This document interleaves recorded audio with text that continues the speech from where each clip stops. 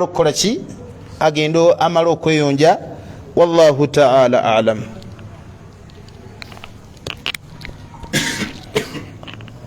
Barakallahu fika. Sheikh ogambye nti omuntu agenda okusala takkirizibwa kubanga yeemwako enjala oba enviiri kusinzira ku bujulizi bw'ekitiibwa Nabi Muhammad sallallahu alaihi wasallam. Sheikh mbuuza ate mbanga ndi mu mikolo gya hijja naye nga sigenda kusala zenna mulwa ntya? Omuntu ali mu mikolo gya hijja nga tagenda kusala, amateeka g'eddiini gamugamba kasita idha ahrama, bw'abanga ayingidde mu mikolo gya hijja, bw'ayingira mu mikolo gya hijja, bino wammanga bibeera minal mahdhurati, bibeera mu bintu ebitakkirizibwa kukolera mu mikolo gya hijja. Ekisookera ddala, omuntu eyeetabye mu mikolo gya hijja yuhramu lahu tatayyubu, takkirizibwa kwekuba perfume. Kasita oyingira mu mikolo gya hijja noga nti labbaika hijja, labbaik allahumma labbaik, labbaik la sharika laka labbaik, innal hamd wa ni'mata lak wal mulk la sharika laka labbaik. Kasita oleeta talbiya eyo noyingira mu mikolo gya hijja, amateeka g'eddiini tegakukkiriza kuddayo kwekubakawo imra'atan aw rajul, abeere musajja oba mukyala. Era mubiri haramu okukola al akhdhu min al ash'ari, okwata ku nviiri oba kukooya konna akali ku mubiri paka ng'omaliriza emikolo gya hijja oba egya umra. Ekirala mu mahdurati al hajj, omuntu byatateekeddwa okukola labisul makhiti ala rijali, okwambala ebirimu wuzi byebatunze ne wuzi ku basajja, illa li dharura, okujjako nga kiri daruri, tokkirizibwa kikola. Ekirala ekitakkirizibwa kukola aljimaa, okwegatta mu nsonga ez'obufumbo, tekikkirizibwa. Ekirala abamu ku bawani baga nti ne khitiba, okwogereza mikolo gya hijja tekikkirizibwa. Ekirala mu mahdurati al hajj, birala ebyaganibwa mu hijja aljidal fi al hajj, okukolera enkaayana mu hijja, mutandika okukaayana mwagalana kulwana. Allah yagamba alhajju ashhuru ma'lumat, hijja eyina emyezi gyayo egimanyikiddwa. Faman farada fihinna alhajja, yenna ayingira mu myezi gya hijja n'atandika emikolo gya hijja, fala rafatha, takkirizibwa kubeera nga agenda mu nsonga z'obufumbo, wala jidal wala fusuqa wala jidala fil hajj, era takkirizibwa kukola bwononefu, takkirizibwa kukaayana mu hijja. Wama tafaalu min khairi ya'lamuhu Allah, buli kyonna kye mukola ekirungi Allah kimanyi. Watazawwadu fa inna khayra zadi attaqwa, mwesibire entanda kuba entanda esinga okubeera ennungi ey'okutya Allah. Era kiri haramu eri omuntu agenze mu mikolo gya hijja gattu arras, okubikka omutwe mu basajja, kiri min al mahdurat, okwambala enkofiira ng'oli mu mikolo gya hijja. Tubeera mu ngoye zaffe ezimanyikiddwa ku basajja. Era kiri haramu eri abakyala attawaafu inda dukhulu fi lhaid, omukyala bw'aba ayingidde mu nsonga ez'ekikyala mu haid, takkirizibwa kwetoloola ki tawaafu. Ekyo kiri khaasu binnisa. So n'ekirala asaidu albariya, omuntu ali mu mikolo gya hijja takkirizibwa kukola ki okuyigga okwewa okw'okulukalu. Amma okuyigga okwa bahariya, omuntu okugenda okuvuba ebyennyanja oba okuloba, haza jaiz. Amma kuno kugenda oyigga engabi, enjobe, la yajuzu fi manasiki alhajj, ng'omuntu ayingidde mu mikolo gya hijja.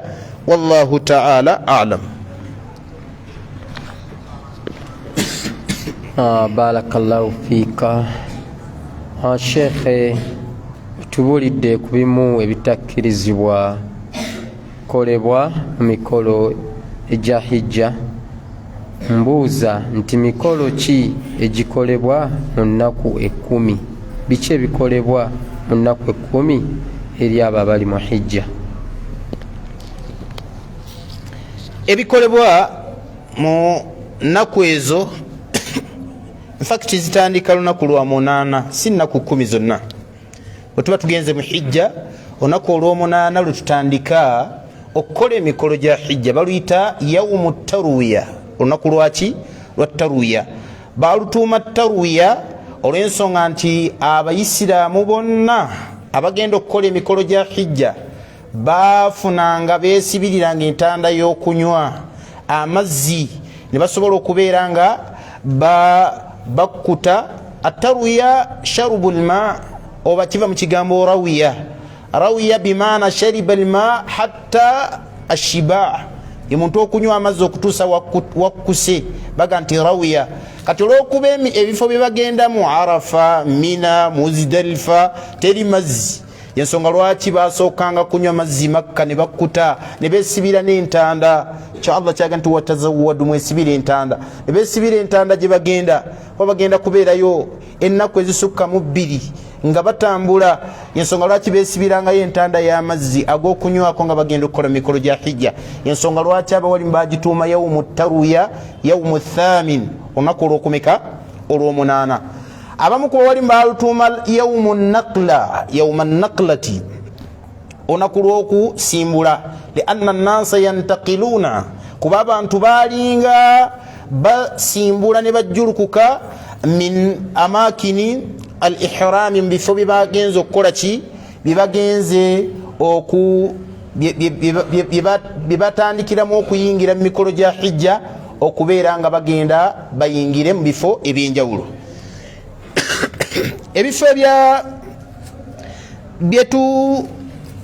byetumaliramu okukola hijja Nabbi Muhammad yaleka amaze okubiwakkata, bagiyita mawaqitu lhajji, babiyita mawaqitu alhajji. Mawaqitu lhajji ezimanyikiddwa ez'amakaniya ezitali zamaniya, tutegeezaamu mawaqitu enye eziri muttafaqu alayhi oba 5 nga bazigasseeko eri mukhtalafu alayhi. Waqqata rasulullahi sallallahu alayhi wasallam, ombaka Muhammad sallallahu alayhi wasallam yateekawo ekifo li ahli lmadina, abantu bonna abaviire Madina. Buli yenna atuukidde Madina ne bw'aba avudde Uganda yateekawo ekifo kye bayita Dhul Hulaifa. Ekifo ekyo kimanyikiddwa nga kiri mu kkubaawo nga wakava e Madina kilomita si nnyingi nnyo, we tutuukira ne tubeera nga twesumika ne tuyingira mu mikolo gya hijja. Eyo emiqaatu esooka. Wawaqqata rasulullahi sallallahu alayhi wasallam li ahli ashami, nabbi n'abeera nga ateekerawo abantu b'eshami ekifo kye bayita Juhfa. Bakiyitaani? Juhfa. Shami tutegeezaamu ebitundu abavudde Suriya, abavudde mu bitundu ebimu ebya Basra, abavudde mu bitundu nga Falastini, bonna abaveeyo bayina kubeera nga bayitira mu kifo ekyo kye bayita Juhfa ne beekolako nga bwe tugenda okulaba bye beekolako. Era Nabbi sallallahu alayhi wasallam waqqata li ahli Najidi, abantu b'e Najidi, Nabbi sallallahu alayhi wasallam yabateekerawo ekifo kye bayita qarnul manazil. Qarnul manazil ekifo kiri awo nga abantu bonna abava mu bitundu by'e Najidi bayina kubeera nga bayingira omwo ne beeteekateeka okuyingira mu mikolo gya hijja. Ate Nabbi waqqata li ahli al-Yaman, abantu b'e Yamani, Nabbi waffe Muhammad alayhi salatu wassalam yabateerawo ekifo kye bayita Yalamlam. Ekifo ekyo bakiyita Yalamlam, ng'abava e Yamani yonna n'abaviira mu bitundu byeyo bayina kutuukira mu kifo ekyo ne basobola okubeera nga bayingira mu mikolo gya hijja. Ekifo ekiri mukhtalafu fihi, bagamba Umaru yakiteekawo, abaga nti Nabbi waffe Muhammad sallallahu alayhi wasallam yakiteekawo, naye nga muttafaqu alayhi inda jamahiri al ulama, okujjako abatono ennyo bagamba nti ekifo ekyo Umaru yakiteekawo. Ekifo ekyo bakiyita Dhatu Irqi. Nabbi waqqata li ahli al-Iraq, kigambibwa abantu b'e Iraq bonna yabateekerawo ekifo kye bayita Dhatu Irqi, ng'ekifo ekyo ng'abantu bonna abava mu bitundu by'e Iraq basooka kutuukirawo okweteekateeka okuyingira mu mikolo gya hijja. Amma abantu ab'e Makka bo batandikira Makka we bakolera emikolo gyabwe. Fa ahlul Makka, abantu b'e Makka, miqatuhum Makka, bo basimbulirawo Makka n'ebitundu ebiriraanye, n'atayina yenna wasobola kuviira asobola okusimbulirawo bw'aba atuuse Makka oba wafunidde okubeera nga asimbula n'abeera nga ayingira mu mikolo gya hijja. So ebyo ebifo nabbi waffe alayhi salatu wassalaamu yabiteekawo nga bye bitandikirwamu okuyingira mu mikolo gya hijja. Musiraamu bw'atuuka mu kifo kyonna ekyo kyagenda okuyingirira mu mikolo gya hijja byakola ono byasabye bye biriwa. Ekisookera ddala anaaba, bw'amala okunaaba n'abeera nga yeteekako hiraamu. Bw'abeera musajja, omukyala asigala mu ngoye ze zazze nazo, yakkirizibwa okwambala ebitunge. Naye omusajja aba takyakkirizibwa kwambala lugoye nga lutunge, wabula abeera mu hiraamu emu n'agyesumika eno waggulu, endala n'abeera nga agyambala wansi ng'enkutu. Bw'amala okugyambala ng'enkutu n'abeera nga amalira n'aga nti labbaika hijja, labbaika hijja. Mu kifo ekyo kyennyini wanuyirira nti nyanukudde omulanga nga nyanukudde kukola hijja era ngenda kukola mu mikolo gya hijja. Kiba kitegeeza amaze okuyingira mu mikolo gya hijja. Omuntu oyo bw'amala okumalirirawo mikolo gya hijja n'atandikirawo talbiya, labbaik allahumma labbaik, labbaik la sharika laka labbaik, n'azitandika ozireeta ng'azireeta mu lwatu. Wabeera musajja, wabeera mukyala era kimpowooza empolampola ng'aleeta talbiya ezo. Bw'asimbulawo mu kifo ekyo ayolekera gye bayita emuna oba emina gy'ayolekera. Bw'atuuka emina, ekyalibadde ekirungi kwe kubeera nga asaalirawo essala eya dhuhuri, n'asaalirawo essala eya asiri, n'asaalirawo essala. Wano ekiri mu sunna kuvaawo mu kifo ekyo baada dhuha, ng'essala ya dhuha yakakola ki? Yakaggwa. Mweteekateeka mu biseera bya dhuha saawa ng'emu kitundu, ne mubeera nga muyingira mu mikolo gya hijja. Kati oluvaawo ogenda butereevu paka Mina. Bw'otuuka Emina, bino bibasabye bibakola mu mikolo gya hijja. Bw'otuuka Emina, omuntu agenza okukola emikolo gya hijja asaalirayo, abeerayo Emina n'asaalirayo essala yaki? Essala ya dhuhuri mu kiseera kyayo, essala ya asiri mu kiseera kyayo, naye nga akassara azisaala rak'ataini kuba ali mu lugendo. Nabbi bw'atyo byekola. N'asaalirayo essala ya magaribi thalatha, asaala raka'a ssatu mu kiseera kyayo, ne ishaa'i paka bwasulayo ku makya. Lwe lunaku olubeera olwokubiri mu nnaku za hijja, nolubadde lwa thamina olukolebwamu emikolo gya hijja. Olw'omunaana lwe tutandika lwe lwa taruya, lwagenderako Emina. Bwasula Emina ku makya nga yakamala subuhi, aleeta azikaali. Bwazimaliriza n'ayolekera mu Arafa, lwe lunaku olw'omwenda. Feno tuba tulusiibye, bo bagenze mu Arafa. Era Arafa bagituuma Arafa li iddati asbaabu. Abawali bayogera bingi lwaki ekifo ekyo bakituuma Arafa. Bangi bagamba nti summiya bi Arafa lianna annasa yajtami'una fiha wa yata'arafuna fiha, kubanga abantu bakuŋŋaanirawo mu Arafa ne babeera nga bakola ki? Nga beemanya. Ekirala abamu ku bawali bagamba nti summiya bi Arafa li arafi oba li Arafa, olw'ensonga nti abantu baba bakyalina akawoowo kali ke beekubye nga basimbula. Bwe bavaawo akawoowo oluusi kabaggwako, olw'akawoowo akaba kayitiridde mu kifo ekyo, yensonga lwaki bakituuma ki? Arafa. Abamu bagamba nti summiya bi Arafa, bagituuma Arafa lianna Adama wa Hawa, abaana Adam, taata waffe Adamu ne Hawa, lamma nazala min as-samaa, bwe bafa okuva mu ggulu, Allah yabassa buli omu kifo kikye. Kigambibwa Adamu bamutwala Hindiya, abamu bwe boogera alaga nti Hawa yagwa Judda. Naye falamma jtamaa ta'arafa fi Arafa, bwe bamala okusinkana basinkana mu kifo kye bayitaani Arafa. Bwe basinkanawo ne balyoka babeera nga bamanyigana. Allah n'akifuula kifo kyaffe kyakukola ki? Kyakumanyagana. Kakati ebyo ebimu ku byayogerwa mu kifo ekyo ekyaki? Ekya Arafa. Abamu bagamba nti li'itiraaf, bagamba nti kubanga abantu ya'tarifuna bidhunubi, abantu batuukaawo batandika okulaga Allah amazambi gaabwe kati Allah waffe badde n'amazambi bwe gati Allah nkimanyi gwe osobola okusonyiwa nagalaga Allah ya'tarif al insan atandika okubeera nga alaga Allah nti mbutuufu yekakasaako mukozi w'amazambi era yakola lino nasaba Allah alimujjeko ensonga lwaki batuumawo Arafa ku lunaku olwokubiri era abamu kuba wali mbagamba nti ekyagituumisa Arafa ongojeeko ekyokubeera nti abantu ya'tarifuna anna Ibrahima alayhi salatu wassalam ti nabbi Ibrahima alayhi salatu wassalam Allah bw'amala okumukakasaako kukola hijja namgati wa'adhin annasa wa'adhin ayegambe etya wa'adhin annasa bilhajj koola abantu bajje bakole ki hijja yatandika okoola abantu nagamba Allah namga nti wa arina manasikana Allah tukusaba otulage ebifo byaffe by'okukoleramu emikolo gya hijja Ibrahimu Jibuliru yamukulembera ng'emutwala muli mu kifo ng'emulaga emikolo gya hijja bino bye bimu ku bigambo ebyayogerwa abawalimu bw'atuuka mu Arafa yatuukangawo ng'amugamba nti aarafta ya Ibrahim Ibrahimu omanyi otegedde faarifa Ibrahima kulla almanasik Ibrahimu n'ategeera manasik alhajji min hunalik akati olwo lwe lunaku olwokubiri bw'ava emuna oba emina ayolekera Arafa ku makya bw'atuuka mu Arafa avaayo oluvannyuma lw'essala ya duha bw'atuuka mu Arafa enjuba bw'emala okuvaayo ng'agenda mu Arafa awo bw'atuuka mu Arafa atuukayo kiba kirungi mu sunna okutuukayo qabla zawali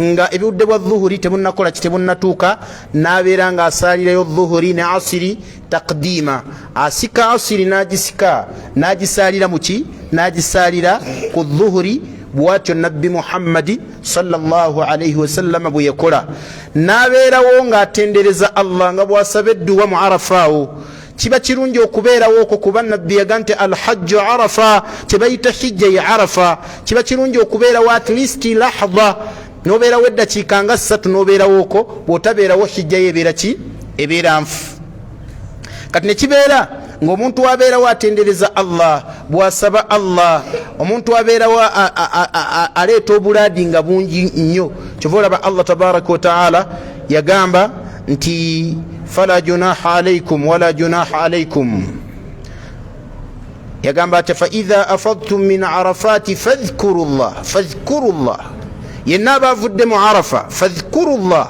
ajukirani Allah fadhkurullah kama hadakum mujukire Allah nga bwe yakola ki bwe yabalungamya ku nsonga eyo so omuntu ali mu Arafa mu byakolerayo asaalirayo swala ezo nga bwe tugambye n'atendereza Allah n'asaba edduwa paka ila gurubi shamsi obeera mu Arafa okutuukira ddala enjuba bwekola ki enjuba bwegwa n'ogenda n'oyolekera ekitundu kye bayita al-Muzdalifa bw'otuuka mu kitundu kye bayita Muzdalifa awo otuukayo n'osaala essala eya ishaa'i neya magaribi osaala magaribi ne ishaa'i era bw'ozisaala n'osulayo Muzdalifa paka obudde we bukya olwo oba oyingidde olunaku olwokusatu lwe bayita yawmul eid ene waffe oba yawmun nahari oba lwe bayita yawmul hajji al akbar lulina amannya ago eno tuyita yawmul eid lunaku lwetusaalirako eid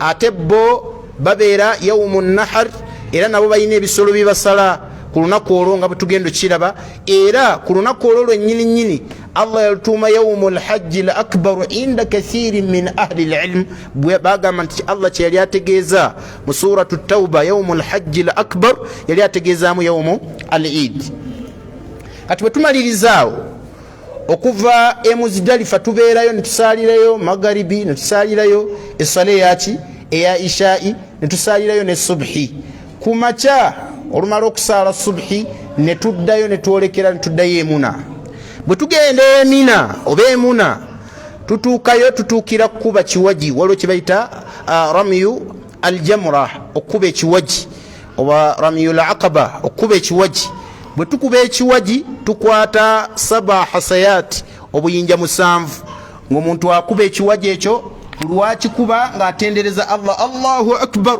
Allahu akbar tukuba obuyinja obw'omusanvu bwe tumaliriza okubukuba ne twolekera ku lunaku olwo olwayidi lwennyini ne twolekera we tugenda okusalira ebisolo era eminaawo ne tusala omuntu aba yazze n'ekisolo ekyokukaddama n'akisala hadiyul kaaba bw'amala okukisala n'abeera nga ekisolo ekyo akirekera abantu b'e Makka ne babeera nga bakikola ki nga bakigabana ba misikini b'ekitundu ekyo amakulu kisigalaawo mu Makka bw'amaliriza n'agenda n'atandika okubeera nga yatahallal yuqassir n'asalako ki n'asalako enviiri bw'amala okusalako enviiri oba n'akendeezaako kiba kitegeeza atuuse ku kye bayita attahallulu l awwal okubeera nga ava mu mikolo gya hijja omulundi ogukola ki ogusooka era wakkirizibwa okuddamu okwambala engoye ze eza bulijjo bw'amaliriza olunaku olwo olwokusatu olwayidi ng'amaliriza emikolo egyo akkirizibwa okwambala engoye eza bulijjo n'okukola mahdhuraati zonna ezaki ez'omuntu hijja zabadde n'asalako enjala n'asala byonna abikola okujjako aljimaa si wa nisa kujjako abakyala olwo abatakkirizibwa gendayo bw'amaliriza wadde e Makka n'atuuka ku Kaaba ne yeetoolola kye bayita tawaafu l-ifaada. Tawaafu l-ifaada ye tawaafu eya hijja emanyikiddwa nti ya hijja ne yeetoolola 7 ashwaat emirundi 7 bw'amalirizaawo n'agenda ku sa'yu bayina safa wal marwa n'adduka safa ne marwa bw'avaayo olwo nno mwana wattu abakkirizibwa okubeera ng'akola ate n'ebisigadde hatta aljimaa eyo gye bayita tahallulu athani okuva mu mikolo gya hijja omulundi ogw'okumeka ogwokubiri wamalizaawo addayo emina n'akuba kye bayita ramyu aljamura n'addayo okukuba ekiwaji bwaddayo ku lunaku olwo olw'okumeka olw'okutaano n'akuba ekiwaji bw'akikuba akikuba emirundi 3 omulundi ogusooka akuba n'emirundi 7 emirundi 7 buyinja 7 era ogwokubiri emirundi 7 ogwokusatu bwatyo wabula buli wamala omulundi ogusooka atuula watudde n'asaba Allah tabaraka wa taala wamala ogwokubiri ogwa alwusta nagwo n'akola ki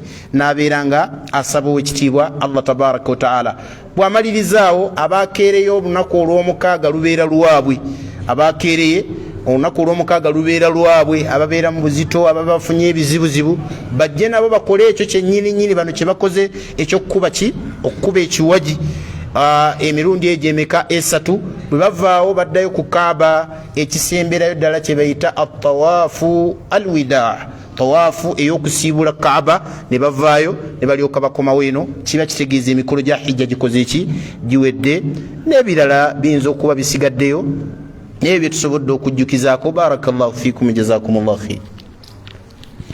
Barakallahu fiika. Kibuuzo ekidirira ekisembayo olw'obudde. Sheikh, ennaku 10 zitandika ddi? Ennaku 10 zitandika ddi? Ennaku 10 olwali ennaku z'omwezi mmeka? 10 na mmeka? 29 ziyinza okuba zitandika nkya. Olubanga olwali lubadde lwa 29 omwezi gwaffe gubeera gwa nnaku 29 oba ameka? Era olwaleero bwe tuba tetulabye mwezi kiba kitegeeza zitandika kwosa ki? Kwoza nkya. Bajja kulangirira insha Allahu taala. Bwe ziba zitandise tutandikirawo takbiira n'emirimu gyonna nabbi gye yatugamba emirungi. Muyitirize mujjo saddaaka, muyitirize muzzo okubeera nga muleeta takbiira ezo, tahalili, muyitirize okubeera nga mulambula eŋŋanda n'okukolera mu ibadaati ez'enjawulo. Essola mugisaale nnyo, muyitirize nnyo kathrata sujud. Nabbi yagamba lumu sahaba ku nsonga y'okuyingira ejjana ti a'inni bi kathrati sujud, nyambaako n'okubeera ng'oyitiriza okuvunnama ennyo. Mu nnaku zino kibeera kyankizo nnyo insha Allahu taala. Barakallahu fiikum wa jazakumullahu khair. N'ekibuuzo ekisembayo mba Sheikh nze Muhammad Kabuuka ngenze okufuna omulimu nga baagala male kusalako kirevu. Sheikh mbuuza nkisaleko nfune omulimu oba nkireke nfiirwe omulimu? Okusalako ekirevu kiri haramu. Okusalako ekirevu kiri ki? Haramu. Era omuntu aba akikoze aba ayingiridde fitra min fitrati ddin. Ekitiibwa nabbi yabiranyisiganya n'okukola ki okubeeranga n'okutayirira nti omuntu bw'aba tatayiridde aba ayawukanye ku nkola y'eddiini entuufu. bw'aba asazeeko ekirevu aba ayawukanye ku nkola y'eddiini ki entuufu. bw'abanga tasazeeko njala aba ayawukanye ku nkola ya ddiini ki entuufu. omuntu bw'abanga tasobola kubeera nga yukhallil barajim okuyisa mu bigere okuyisaamu aba ayawukanye ku nkola y'eddiini ki entuufu. tugamba tute bayisiraamu nti okusalako ekirevu kya bulabe nnyo mu ddiini. lwaki? nti emitawaana egikirimu kujeemera nabbi muhammadi sallallahu alaihi wasallam. yagamba nabbi muhammadi alaihi salatu wassalam, allah yatugamba ti wama ataakum rasulu fakhudhuhu. nabbi muhammadi kyabanga abagambye nakibaleetera mukinyweze naki n'amannya amage. wama nahakum anhu fantahu. ate nabbi kyabaziyizanga temugezanga okukwatako. nabbi yagamba nti awfu liha wajuzu shawarib. hadithi etumala ne ahadithi mpitirifu nga zonna awfu waffiru, bannange temukwatanga ku birevu byammwe. kyali ategeeza muleke ebirevu, zonna zaalimu ebyo. wajuzu shawarib, gana amasulubu mukendeezeeko, naye ebirevu temukwatangako. atugamba ye nabbi muhammad, wallahi law arifna qadra man naha, tuba kutegeera kigero kya muntu atuziyiza yaani, waman amara natulagidde yaani, omuntu teyalifunye maanyi. naye olwokuba tetumanyi nabbi muhammadi yaani, ma qaddarnaahu, tetwategeera yaani nabbi muhammad alaihi salatu wassalam. hadithi mu erimu sahihi kigambibwa hasanahu sheikhu lalbani alaihi rahmatullah. nabbi muhammad sallallahu alaihi wasallam aga nti bainama kuntu fi badiyati bani saadi, lumumba ndi mu kyalo ky'aba banu saadi, idh jaani malakani, nezigibwa bamalayika bameka. mu riwaya endala yagamba nti idh jaani jibrilu wa mikala, yanzijira malayika omu nga bamuyita jibrilu, omulala babitani mikala. riwaya endala yagamba nti idh jaani rajulani, banzijira abasajja bameka, nga kyategeeza rajulani fi surati malakani fi surati rajulani, bamalayika babiri mu kifaananyi kyani kyabasajja.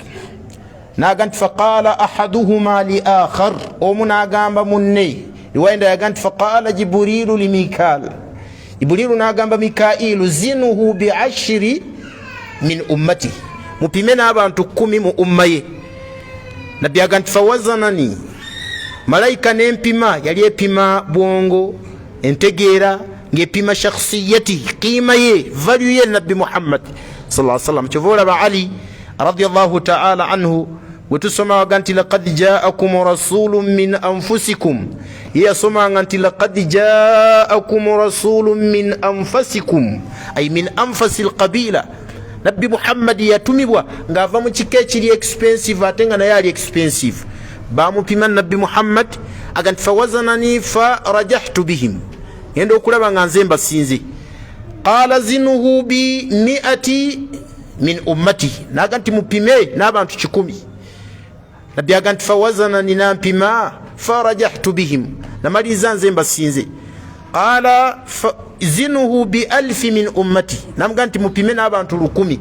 qala fawazanani, nampima fa rajahtu bihim, nembeera nga abantu abo 100 nze nabasinga. nabbi muhammad sallallahu alaihi wasallam agamba nti qala jibrilu da'uhu ank, muleke muhammad.